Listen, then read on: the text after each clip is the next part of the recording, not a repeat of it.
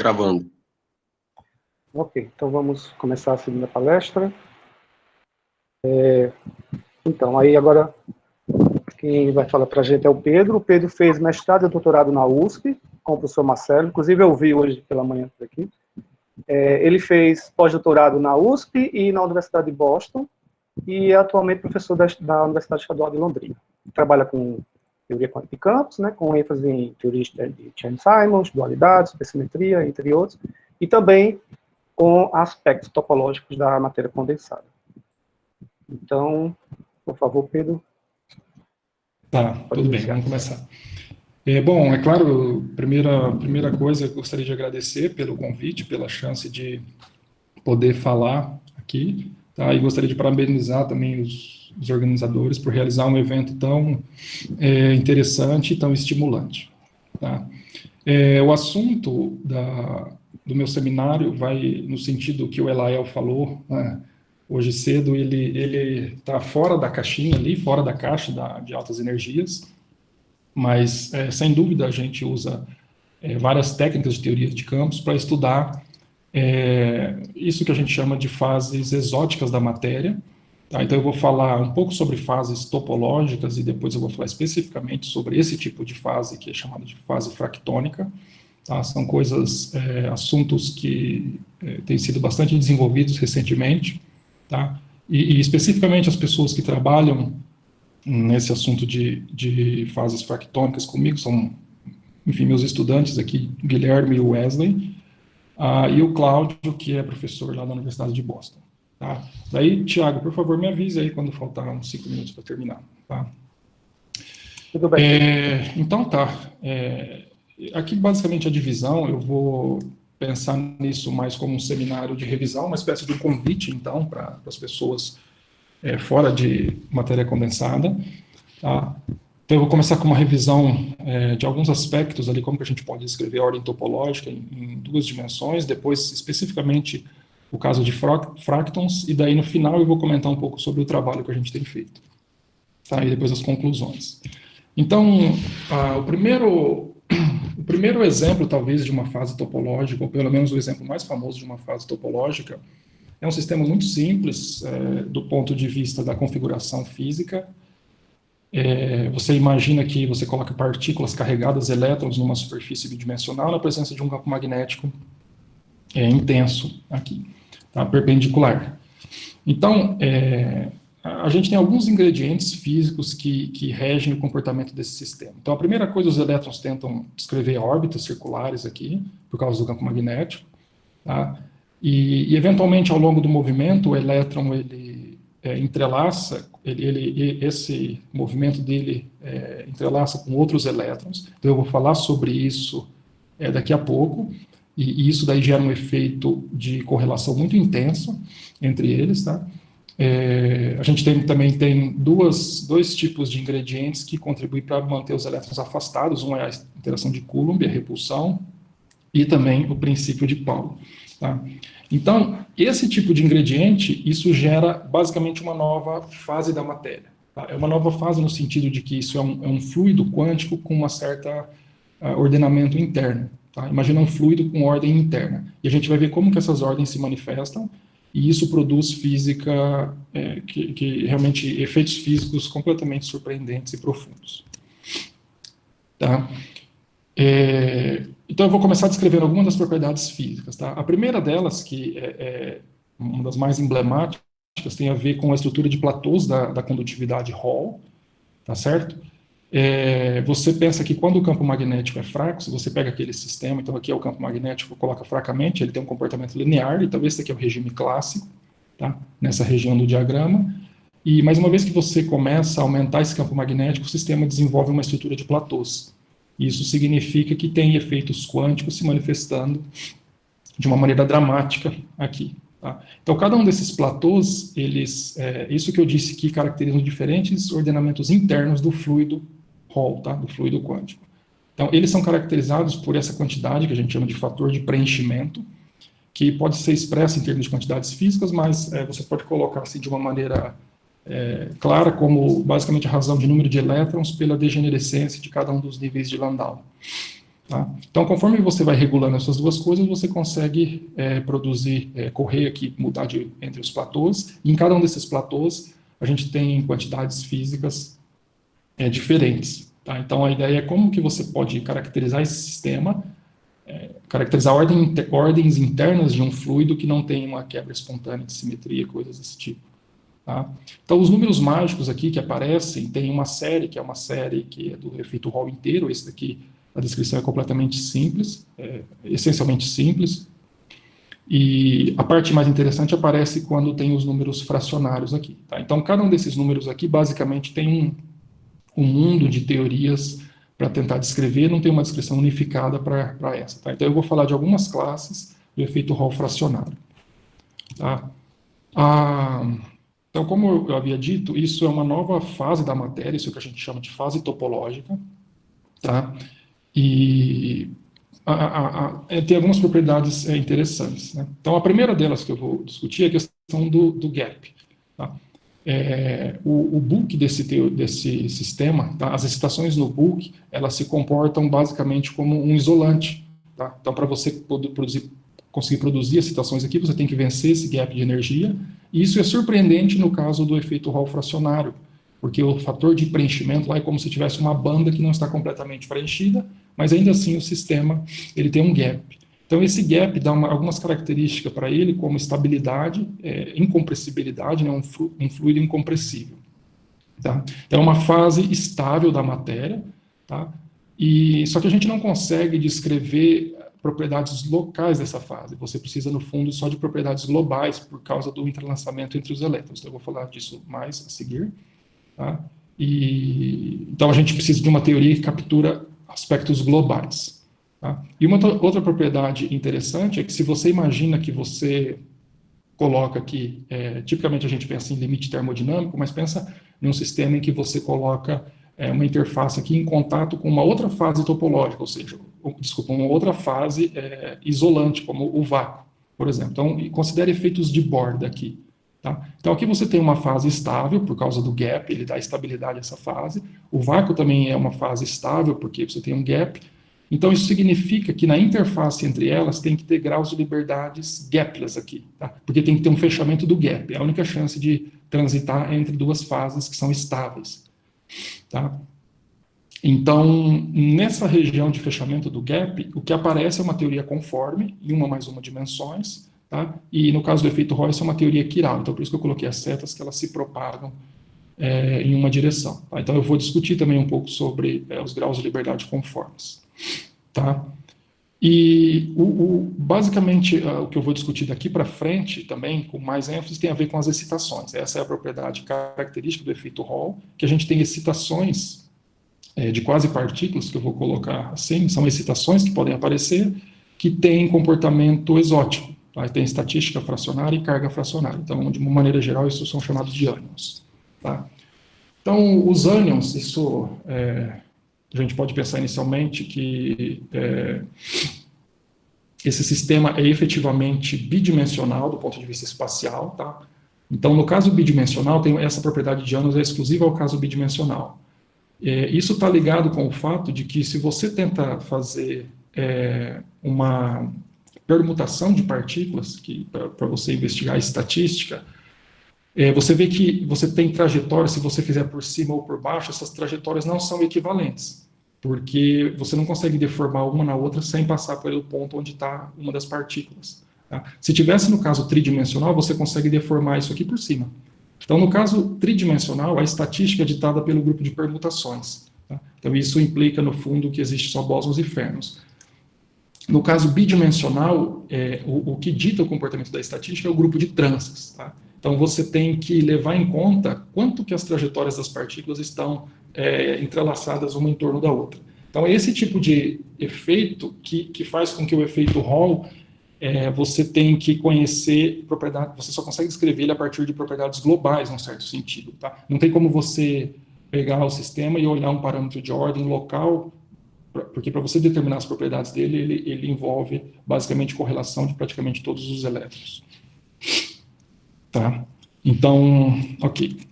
Tá? Então a pergunta é como descrever isso? Tá? Como que a gente pode descrever isso? Por que então esse sistema ele fica fortemente correlacionado e essencialmente não perturbativo? Então isso já traz dificuldades para uma descrição microscópica. Tá? Aqui tem um exemplo característico ali, se você tentar imaginar a seguinte coisa: qual que é a hamiltoniana mais simples que captura a física do estado fundamental do efeito Hall?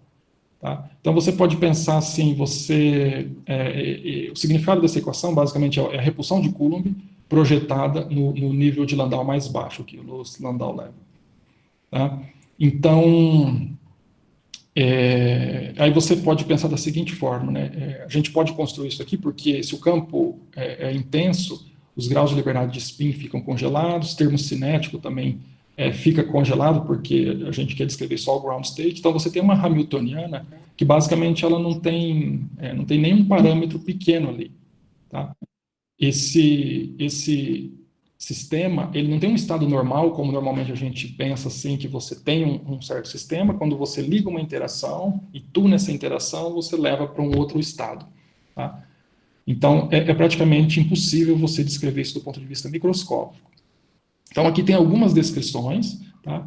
E aqui eu vou focar a descrição de teorias, em termos de uma teorias de baixas energias, tá? Para ver como que a gente pode capturar a física do efeito Hall. Depois eu vou deixar para a pergunta se alguém quiser saber sobre essas outras possibilidades. Tá? Então, a teoria que captura a física do efeito Hall pode ser escrita em termos de uma teoria de Chern-Simons. Tá? Aqui é uma teoria de Chern-Simons abeliana. Então, na verdade, ela captura uma classe de filling fractions, que são filling fractions dessa forma, que eu mostrei algumas lá naquela série do início. Tá? Então, esse campo que aparece aqui, então é um campo, o campo azinho, que eu vou chamar com letra minúscula, isso é um campo emergente de calibre, tá? É o campo de Chern-Simons, e ele é emergente no sentido de que esse campo que codifica as informações dos elétrons. Tá? Então, ele não tem a ver com o campo magnético que criou o efeito Hall. Aquela informação do campo magnético que criou o efeito Hall, ela está embutida dentro desse coeficiente K.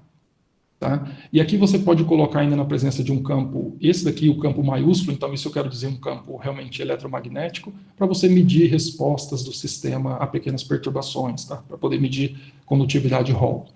Tá? Então esse coeficiente, se você quer que essa teoria seja invariante de calibre e em variedades suficientemente gerais, eles têm que ser quantizados, tá? Porque você pode construir, como é um campo compacto, você pode colocar ele em certas variedades que admitem transformações de calibre, que a gente chama de grandes transformações de calibre, e então isso aqui só vai ser realmente invariante de calibre se esse K for quantizado, tá? Ou seja, se ele for inteiros. Então, para a série de Laughlin, a gente pega aqueles em que os K são ímpares. Então, isso descreve a série de Laughlin. E daqui a primeira informação que você pode ler é a quantização da condutividade Hall. Basicamente, você pode integrar esse campo A, e o coeficiente da ação para o campo de fundo aqui é o que a gente lê como a condutividade Hall, que é o inverso da resistividade que eu mostrei naquele primeiro gráfico. Tá? Então, essa é a primeira propriedade que a gente captura a partir da teoria de Chern-Simons. Mas, no fundo, eu gostaria de falar com maior ênfase sobre o conteúdo operatorial. Tá? Como que a gente pode descrever as excitações de quase-partículas a partir do efeito Hall. Tá? Então, o Chern-Simons ele não acomoda graus de liberdade locais, no sentido de que você tem operadores locais, são invariantes de calibre, que criam estados físicos. As equações de movimento dele aqui implicam que o field strength é nulo. Tá? Mas você tem um outro tipo de operadores invariantes de calibre, que são esses operadores de linha. Tá? Então, são esses operadores de linha. Então, você imagina aqui que são operadores... Se você pensa, são linhas muito compridas, digamos que se o sistema for infinito, ela corre o sistema inteiro, mas são ou linhas fechadas, né? E essas linhas, elas descrevem essencialmente as trajetórias das excitações de quase-partículas. Tá? Então, se você quiser levar em conta excitação, a gente pode estudar propriedades desses operadores de linha. Você introduzir uma excitação no sistema é equivalente a você introduzir na ação efetiva, que descreve a física de baixas energias do efeito Hall, um termo de um acoplamento com a corrente dessa excitação. Tá? Então, esse aqui é o que eu vou chamar de corrente de quase-partículas, no sentido genérico, mas ela, naturalmente, para alguns valores de N, elas descrevem o próprio elétron, a excitação de elétron. Tá? Então, isso daqui é a parte de excitações. Tá? Então, a primeira coisa que a gente pode, que eu quero começar a discutir, quais são os tipos de linha, tá? Então, esses N são inteiros, e para o caso em que o K é ímpar, esse número de linhas independentes que você tem é 2 vezes K. Então, lembra que o K é o coeficiente de Chern-Simons, isso aqui rege, basicamente, as propriedades das estatísticas lá, das partículas, as propriedades de excitações. Tá? Então, esse número de linha tem a ver com o fato de que a gente consegue atribuir, no fundo, a gente consegue determinar certo conteúdo de estatística e conteúdo de carga. Eu sempre falo spin está de maneira indistinguível, tá? E carga. Então, se você pegar linhas que vão acima para valores maiores do que K, você já começa a repetir os números quânticos aqui de carga e de spin. Tá? Eu vou chamar de spin. Então, aqui o spin ele é definido mod 1 porque ele está relacionado com ou estatística, com uma rotação de 2π. Então, aqui devidamente normalizado, um número maior que 1 corresponderia a uma rotação com mais de 2π. Tá? Mas então o mínimo não trivial é 2π. Então, se você pega a estatística e divide por 2π, isso que a gente chama de spin. Tá? Então, você consegue atribuir esses números quânticos de spin e carga, spin estatística e carga, para essas linhas, esses operadores de linha que representam as trajetórias das partículas do sistema. Tá? Então, você pode ter linha trivial, que não tem nenhum conteúdo de spin ou carga, mas tem algumas linhas interessantes. Por exemplo, se você pegar uma linha com o inteiro lá, o N, exatamente a linha máxima lá, com o K, isso aqui é o que descreve a excitação de elétron. Então, ela tem a carga inteira e tem o spin meio, tá certo?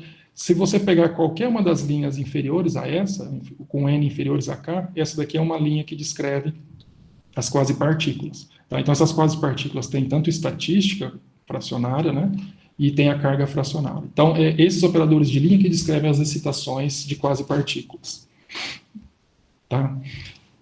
A partir desses operadores de linha, a gente consegue também entender aqueles graus de liberdade lá nas bordas. Tá? O fato é que quando você coloca, então, a teoria de Chern-Simons num sistema que tem uma borda física, como aqui está representado em y igual a 0, ela quebra a invariância de calibre, e isso significa que vai ter graus propagantes agora aqui na borda. Tá? Então, você pode usar as equações de movimento para... A solução da equação de movimento pode ser escrito dessa forma, como a derivada de um campo escalar. Tá? Se você imaginar uma linha bem comprida que vem assim do infinito e toca até na borda, tá? e usa essa solução, então um operador de linha que representa o elétron lá no book, ele se reduz a esse operador na borda, tá? Em termos de um campo escalar que vive na borda aqui. Tá? Isso daqui nada mais é do que a relação de bosonização realmente de férmions em uma mais uma dimensões. Então, a ação efetiva que vive aqui nessa borda dos graus de liberdade é dada, na verdade, por uma teoria conforme, como eu havia dito, quiral. Tá? Então, esse mais significa que é uma combinação ali de T e X que propaga só para um sentido ou para o outro. E as excitações de quasi-partículas aqui na borda são construídas a partir das excitações de quasi-partículas no book. Então, isso daqui é o que a gente chama dos operadores de vértice. Tá? Então, esse tipo de construção vai ter um papel importante na discussão dos fractons. Tá? Então, aqui eu vou passar de maneira bastante rápida, que você consegue generalizar a discussão que eu fiz antes, o efeito Hall, para cobrir uma classe maior de filling fractions, tá? Que não estão embutidas na fase de Laughlin. Tá? Então, por exemplo, esses dois valores aqui, eles não estão na série de Laughlin, mas você consegue imaginar um fluido de multicomponentes, ou seja, com vários tipos de campos de Chern-Simons aqui, tá? Que reproduz exatamente esse tipo de filling fraction. Então, isso é o que é chamado de construção hierárquica do efeito Hall. Tá? Uma propriedade interessante é que se você imagina que você coloca esse sistema numa variedade que tem buracos, né, caracterizados por um número de gênios, como no caso do torus, esse sistema tem uma propriedade que é uma caracterização topológica, que é a degenerescência do estado fundamental dele. Tá? Então, ele tem a ver com esse coeficiente do efeito Hall, do Chern-Simons, desculpa. Tá? Então, é o determinante elevado ao número de gênios. Então, por causa do torus, é exatamente o determinante dessa matriz. Tá? Então, essa é uma caracterização topológica interessante e robusta. Tá? Da mesma forma que antes, aqui também você tem os operadores de linha. Tá? e se você colocar, que tem os operadores de linha também, que você consegue atribuir spin e carga para eles, tá? E na presença de uma borda, novamente você vai encontrar graus dinâmicos lá na borda, tá? Então, aqui eu escrevi o caso do operador de elétron, por exemplo, em que, lembra que no caso anterior o n era igual a k, descrevi o elétron, aqui a generalização ele é a matriz K em um conjunto de inteiros. Então, esse aqui é o operador de elétron na borda, tá? Então, essa expressão tem, depois a gente vai ter uma analogia interessante no caso dos fractals, tá? Agora eu vou começar a me mover para o caso, enfim, dos fractals. Então, aqui eu coloquei de maneira bastante, eu vou colocar só a título de informação.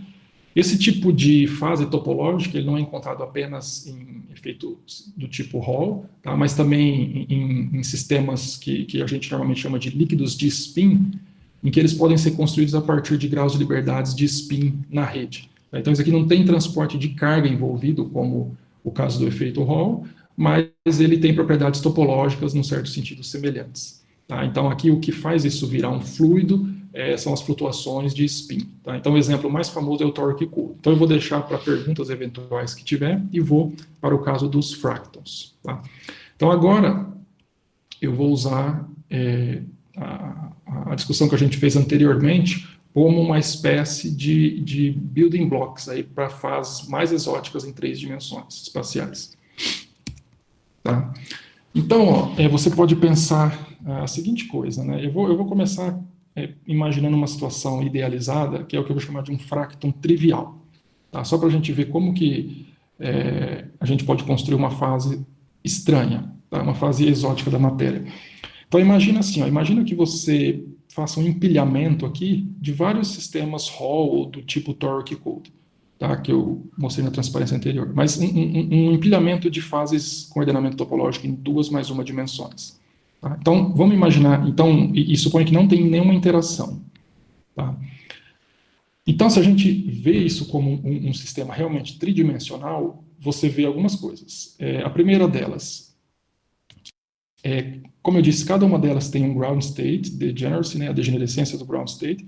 Então, a degenerescência do estado fundamental desse sistema inteiro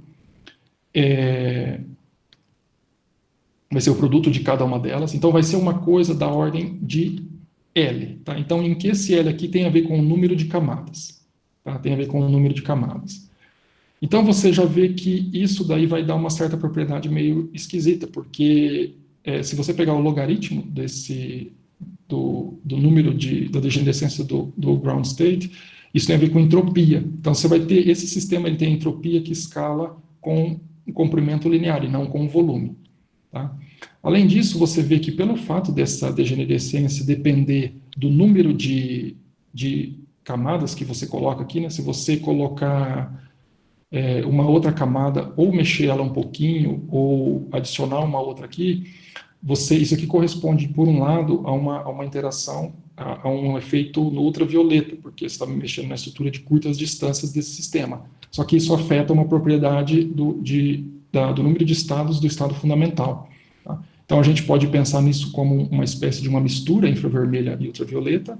E uma outra propriedade que é trivial aqui, tem a ver com a imobilidade, restrição de mobilidade de partículas, porque aqui as partículas, apesar do sistema ser um sistema tridimensional, mas as partículas só movem nos planos aqui. Tá? Então, isso está conectado, por exemplo, se você imagina partículas que estão em uma placa e outra, tem uma componente do dipolo que é conservada, que é a componente perpendicular aos planos. Tá? Então, restrição de mobilidade está relacionada com conservações de polos de ordem mais altas. Tá? Então, esses são ingredientes importantes. E isso é desafiador do ponto de vista de teoria de campos, esse tipo de ingrediente esquisito, porque ele basicamente contradiz a essência do grupo de normalização, que leva em conta, essencialmente, o desacoplamento entre graus de liberdades ultravioleta e infravermelhos. Tá? Então, o primeiro, aquilo que eu discuti é uma fase que, enfim, construída de maneira trivial. A pergunta é se existe alguma fase desse tipo que é não trivial, ou seja, você realmente começa com um sistema e que tem, aparentemente é convencional e termina com propriedades do tipo fractons. Tá? Então, Oi? 5 minutos, Pedro. Ok, então tá, eu já estou encaminhando para o fim. Então, esse é o primeiro modelo que foi em que as pessoas acreditam que foi o primeiro modelo em que foi encontrado esse tipo de propriedade fractônica. Tá? Então, é um modelo razoavelmente simples, ele é composto de interações locais aqui. Então, você imagina que tem um sítio X e é uma soma de operadores, que são operadores de octaedro. Tá? Então, em cada uma das direções, você põe aqui uma matriz de Pauli, são as matrizes de Pauli aqui. Tá? E esse sistema, esses operadores têm que ser organizados de uma maneira especial, que a gente chama de os commuting projectors, significa que eles são todos comutantes. Então, isso significa que como o O quadrado também, se você pegar o quadrado de cada um dos operadores, ele é a identidade, os autovalores desse operador são mais ou menos 1. Então, a gente conhece o espectro dessa Hamiltoniana, né? Porque todos eles comutam. Então, isso significa que o estado fundamental é quando todos esses operadores têm autovalor mais 1. Então, a gente sabe quem que é o espectro. Agora, vamos pensar como que são as excitações. As excitações você pode pensar que são criadas a partir de uma aplicação de operadores locais em pontos da rede aqui. Tá? Então, o que é interessante é que quando você aplica um operador local, você sempre cria 4 defeitos, ou seja, tem 4 daqueles operadores OS que carregam, que vão carregar o autovalor menos 1. Tá? Então, os defeitos são criados sempre ao número 4, tá? Sempre 4 defeitos. E a gente pode fazer uma atribuição de carga para esses defeitos, está bem pequena aqui, não sei se todo mundo está visualizando, mas você pode pensar que 2 são cargas positivas e 2 são cargas negativas, porque se isso é criado a partir do vácuo, digamos, eu quero ter uma noção de carga nula. Tá? Então, esse tipo de excitação, você vê que produz um efeito interessante. Ele produz, então, essas excitações de quadrupolos, o efeito delas é permitir movimento de dipolos. Tá? Então, você pode pensar assim, imagina que você cria um efeito, um quadrupolo aqui, e quando você traz ele em cima desse dipolo, que estou representando essas 2 excitações aqui, ele basicamente se aniquila e o efeito final é o dipolo saltar para o outro ponto. Tá? Então, você vê que você tem dipolos que se movem ao longo de certas linhas aqui. Então, aqui esse é o eixo X e Z, ele se move aqui na diagonal. Tá? Então, você vê que primeiro que não tem excitação de partícula única, tá? Além disso elas não se movem, tá? Não tem como, você cria sempre 4, mas uma partícula sozinha não pode se mover, mas um dipolo ele pode se mover, então isso é um fracton do tipo 2. Tá? E a degenerescência topológica, ela tem a forma como eu tinha mostrado anteriormente. Tá? Então eu vou falar brevemente sobre alguns ingredientes fundamentais, a questão de como construir uma teoria efetiva para isso. Tá? Então, aqui é basicamente imitando aquela construção hierárquica do efeito Hall, em que você representa os operadores, os graus de liberdade de spins, como uma espécie de bosonização. Tá? Você faz uma espécie de fórmula de relação de bosonização, em que a gente introduz campos aqui, que esses campos têm um limite do contínuo bem definido. Então, isso permite, em termos desses campos, a gente construir uma teoria efetiva. Tá? Naturalmente, eles têm que satisfazer certas regras de comutação, de tal forma a reproduzir a regra de comutação dos operadores de spin. Tá? Então, a analogia é justamente com o operador de elétron. Né? Aqui, os nossos elétrons, entre aspas, são as matrizes de Pauli, os operadores de spin. Tá? Então, é uma analogia estreita com a formulação de hierarquia do efeito Hall. Tá? Eu vou falar rapidamente, então, aqui, se você, enfim, usar essa expressão, a gente consegue construir, então, uma ação efetiva para o estado fundamental desse sistema. Tá? Então, você tem uma ação efetiva. Então, isso daqui, basicamente, você tem um campo que é um multiplicador de Lagrange que implementa o vínculo de forma a forçar esse O ter alto valor 1. Esse é o operador O que aparece lá. Então, basicamente, o argumento tem que ser 0 mod 2π. E esse daqui é o termo que implementa as regras de comutação entre os campos As. Tá? Então, essa teoria parece muito com uma teoria do tipo Chern-Simons, só que as transformações de calibre são esquisitas, porque a transformação do tipo 0, ela é usual, mas a do tipo 1 e 2, que não tem a ver com as dimensões espaciais, mas é um índice interno, eles dependem de operadores que são derivativos de ordem mais alta. tá? E de uma combinação especial aqui. Então, em particular, se você tenta... Então, o objetivo, por exemplo, é construir as excitações, entender a estrutura de excitações. Então, você pode acoplar com correntes aqui, tá certo? E você vê que, tal que esse acoplamento... Para esse acoplamento ser invariante de calibre, a gente tem que ter uma equação de continuidade. Isso acontece uma coisa interessante. Você vê que você tem conservação de carga no sistema inteiro, só que se você fizer uma integração, por exemplo, em dx1 3+, e em dx2 3+, você tem um submanifold, ou seja, uma parte bidimensional desse sistema que tem conservação lá. Então, isso daqui que realiza aquela ideia de layers que eu disse no início, tá? Então, a última parte que eu gostaria de mencionar são como que você pode descrever as excitações, ou seja, os operadores de linha que carregam essas excitações. Tá? Então, na mesma estratégia que a gente fez lá no caso de Chern-Simons, você pode tentar construir esses operadores que são invariantes de calibre. Tá? Então, você tem um tipo de operador que tem a ver com o A0 só, componente que ele inicialmente é introduzido como o multiplicador de Lagrange. Tá? Então, daqui a pouco eu vou falar sobre esse parâmetro L0, só que aí você tem, então, um tipo de operador de linha, que ele é permitido pela invariância de calibre, só que a linha mundo dele é só na direção temporal. Então, esse daqui, basicamente, é o operador que descreve as excitações de uma partícula, os monopolos, e que são imóveis, tá? Porque a linha é só do tipo temporal. E você pode ter um outro tipo de excitação, também que são permitidos pela invariância de calibre, tá? Que descreve basicamente aqueles dipolos lá da rede. Tá? Isso são chamados de lineons ou linions, não sei a melhor maneira de dizer, mas você tem esse tipo de objeto, isso é invariante de calibre, tá certo? Essa construção, e você vê que, então isso é uma quantidade que é invariante de calibre, e essa outra integral aqui tem a ver com razões dimensionais, tá? Então, nessas direções x menos e mais 1, 3, é justamente as direções que você tem mobilidade. Então, isso aqui representa a trajetória de uma excitação nas direções ou menos ou mais 1, 3. Então, isso aqui que descreve, e o 0L tem a ver com o tamanho desse dipolo. Tá? O L0 é um parâmetro dimensional que você tem que colocar para produzir os operadores propriamente adimensionais, e ele é interpretado como a escala fundamental do dipolo. Tá? Então, isso daqui é uma manifestação, a gente interpreta como uma manifestação da mistura ultravioleta e infravermelho, tá? Que eu havia dito anteriormente. E você consegue também calcular, a partir da teoria efetiva, a degenerescência do ground state e fazer exatamente como na rede, obter o mesmo resultado da rede se você fizer uma discretização, isso depende de regularização, né, ou discretização adequada. Tá? Então eu vou passar, isso daqui também eu vou deixar no mesmo sentido que o Torque Code, se alguém tiver alguma pergunta, mas esse é um outro tipo de fracton que é mais exótico ainda, que é um fracton do tipo 2, eu vou falar uma coisa sobre ele só.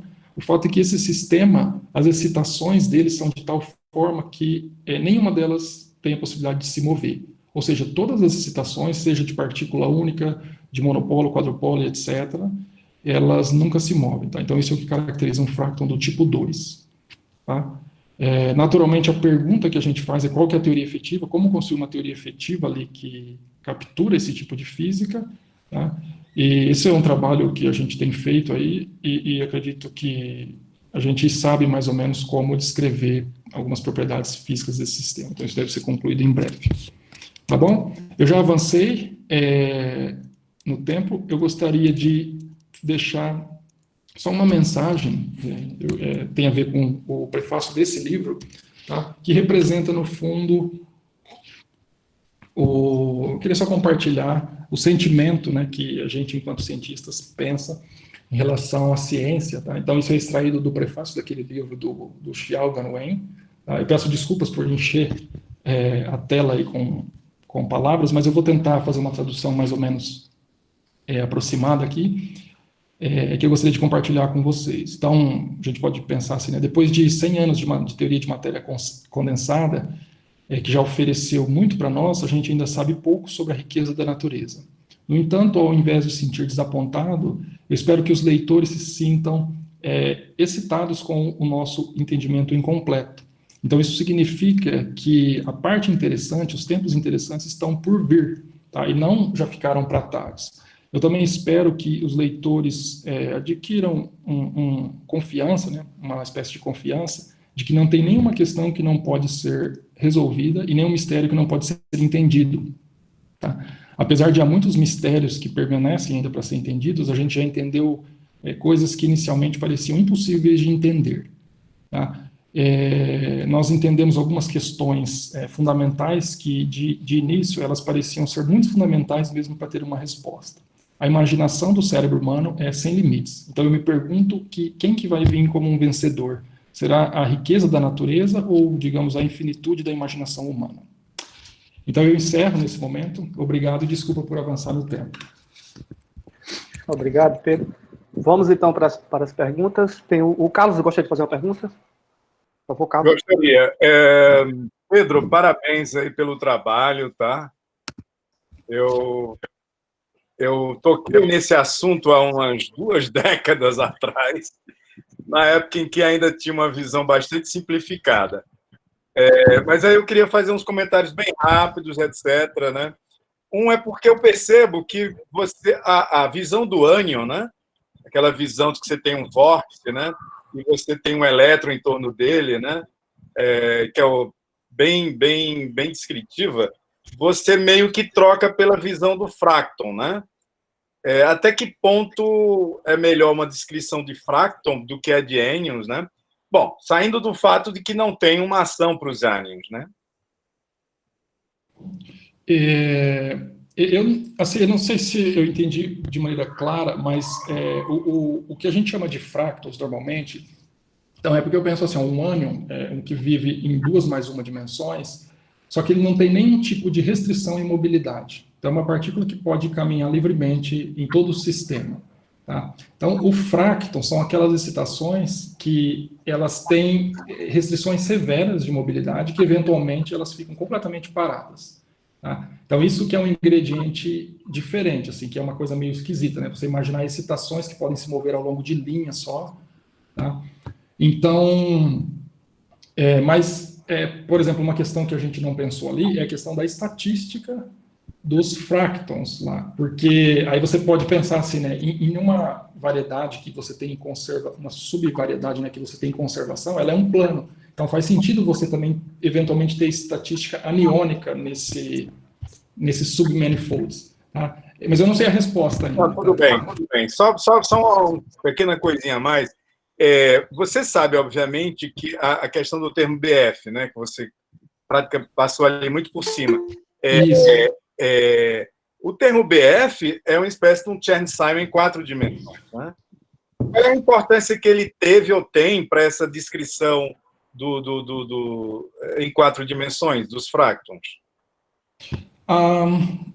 Deixa eu pensar. Porque, assim, uma coisa só, essas teorias efetivas para fractons em 3 mais 1, né, que a gente está falando, elas são coisas bastante recentes. Tá? Então, assim, eu tenho visto pouca... Você basicamente pode dividir em 2 linhas. Tem das teorias tipo fractons, que são as teorias gapless, mas eu estou falando de ordem topológica fractônica, então são teorias gapeadas do tipo Chern-Simons, tá?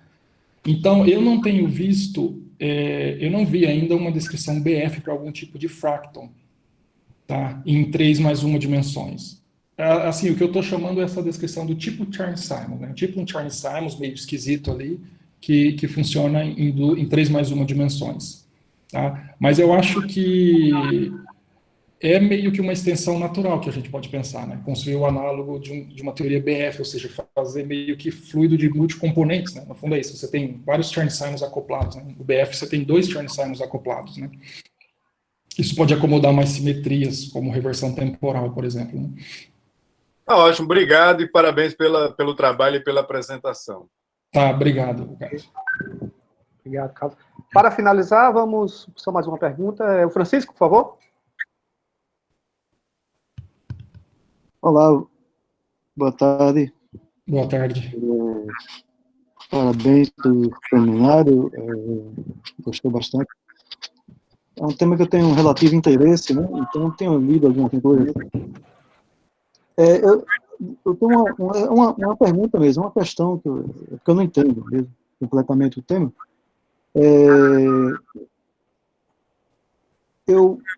A gente sabe, né, o caso Alberto falou agora, muita gente que estudou há muito tempo Ennius, né, sabe que ele vive localizado em 2 dimensões, né, espaciais, ou em 2 mais 1, né, espaço-tempo. Mas aí eu vi depois muita gente trabalhando no sentido de liberar os Ennius, né, de 2 para 3 dimensões. E aí faz isso com teorias não abelianas, né? Geralmente eles usam a teoria não abeliana para poder liberar. Aí a minha pergunta é se você conhece alguma conexão entre esses Ennius ou Ennius não abelianos com esses seus aí na sua apresentação, né? Teus fractons, né? Que também vivem em 3 mais 1. Existe essa conexão? Se é que você conhece essa discussão? Não sei se existe também essa discussão. O que eu posso dizer assim, os ânions não abelianos, eles por si só têm um papel importante lá no efeito Hall. Eu disse que cada uma daquelas Feeling Fractions é um mundo diferente, então tem algumas Feeling Fractions que são acreditadas a ter estatística não abeliana, ter ânions não abelianos, e são lá aquelas fases de Moore-Reed, né, o Reed-Rezai, e a teoria efetiva para elas, ela não pode ser construída de uma maneira tão direta como a classe de Laughlin, mas ela é descrita de maneira boa por um Chern-Simons não abeliano. As pessoas, eu posso eventualmente depois te mostrar algumas referências, mas tem tentativas de construir teorias de fractons não abelianas em 3 mais 1 dimensões. Tá? O que eu não sei é se isso produz ânions não abelianos. Produz ânions, né? Ânions, porque isso é uma exclusividade do caso bidimensional. Então, certamente tem construções não abelianas para fractons em 3 mais 1. Eu não sei se isso está conectado com as excitações correspondentes são ânions. Ou simplesmente são partículas com estatística não abeliana. Tá? Não está claro se existe uma correspondência, né? Não é muito claro. Pelo menos para mim não é. Não, Ennions não abelianos com fractons abelianos. Não há essa não sei. Eu, pelo menos, não sei de alguma correspondência. Pronto, essa é mais ou menos essa minha questão. Então... Tá bom, obrigado. Tá bom, obrigado. Pessoal, vamos ficar por aqui, né? Já choramos o tempo. Então, parabéns, Pedro, pelo trabalho. Vamos, então, agradecer. Pedro, por favor, obrigado. Logo depois, teremos o Roberto Iaú, 5h30. Quanto tempo? Tem que aparecer aqui em Fortaleza aqui para dar um sinal. Pois é. Até mais. Tá bom, então agora vai encerrar essa daqui e vai começar na outra sala lá, né, Thiago? Isso. O Carlos, você encerra a gravação?